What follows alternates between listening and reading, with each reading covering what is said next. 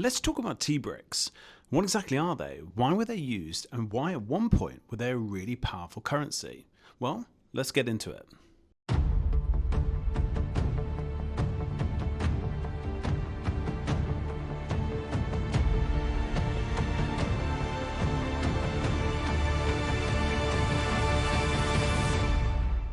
This is a tea brick. It's hard, it's dense, you could build a wall with it.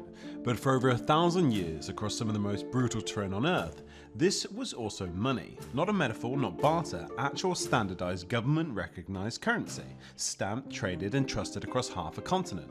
And if you ran out of cash, you could always make a cup of tea. To understand why, you have to go back to the Tang Dynasty China.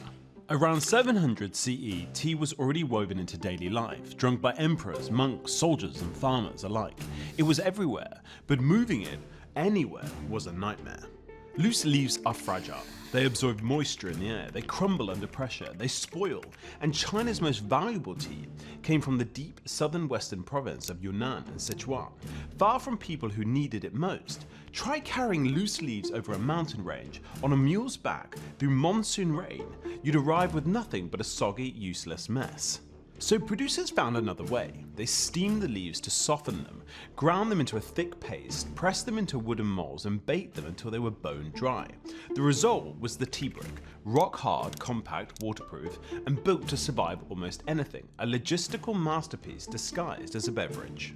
To drink it, you'd shave or snap off a piece, grind it into a powder and boil it in some water. Sometimes with salt, sometimes with ginger, sometimes a strip of orange peel. Simple, efficient and now finally portable.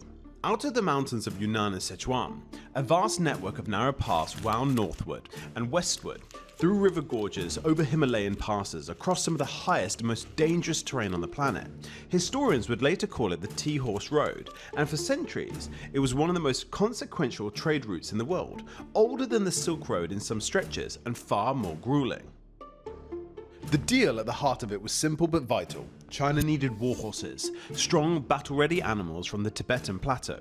To supply its armies, Tibet, with almost no arable land and a diet built almost entirely around meat and dairy, desperately needed something else, the vitamins, minerals and the digestive benefits from that tea could provide. Without it, malnutrition was a real and constant threat.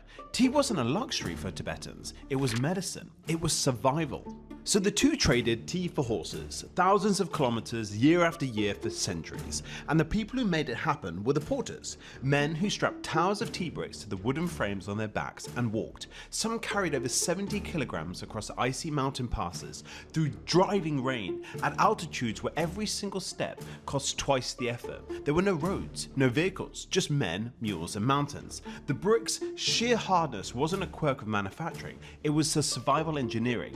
Loose leaves would have never made it. But somewhere along these routes something unexpected happened. The tea bricks stopped being just a commodity, it became money. It made a strange kind of sense. The bricks were uniform in size, weight and density. They were stamped with the seal of the manufacturer, marking the origin and quality, just like a coin from a mint. They were durable, enough to last for years without degrading.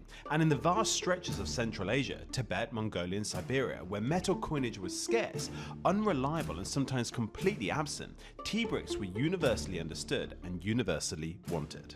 You could buy a sheep with them, pay your rent, settle a debt. Taxes in some regions were collected in tea bricks. Wages were paid in tea bricks. Merchants carried them the way that we carry cash today, in counted stacked denominations. There was also something no metal coin could ever offer. If the economy collapsed, if the trade dried up, if the winter stretched longer than expected and the food stores ran low, your money was still useful. You could brew it, you could drink it, you could survive on it. This is a feature no gold coin could ever have. It couldn't last forever. In the late 1300s, the Hongwu Emperor, the founding ruler of the Ming Dynasty, issued an imperial decree banning the production of compressed tea. The labor involved in pressing bricks was considered too grueling, too exploitative of the farmers who produced them. China turned towards loose leaf tea, steeped in hot water, and the tradition has shaped tea culture across the world ever since. But the brick didn't vanish entirely. Production continued quietly for export to Tibet, Mongolia, and Russia well into the 20th century. The Russian Empire was particularly dependent on tea brick, imported overland in vast quantities. Some remote regions of Central Asia were still using tea bricks as everyday currency as late as World War I. Old habits, especially useful ones, die hard. Tea today takes 30 seconds, a bag, some hot water. We don't think about where it came from, how it got here, and what it once meant to people who carried it.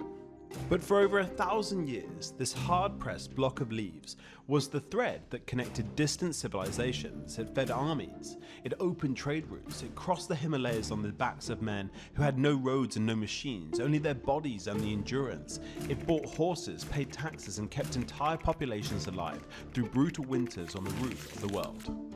It was a currency, it was medicine, it was civilization in a brick. If you want to know more about tea bricks, like, comment and subscribe below. And go check out my social where I've actually got to hold a tea brick at Beckford's Tower in Bath. So check that out today. And thank you very much for watching in Paradox.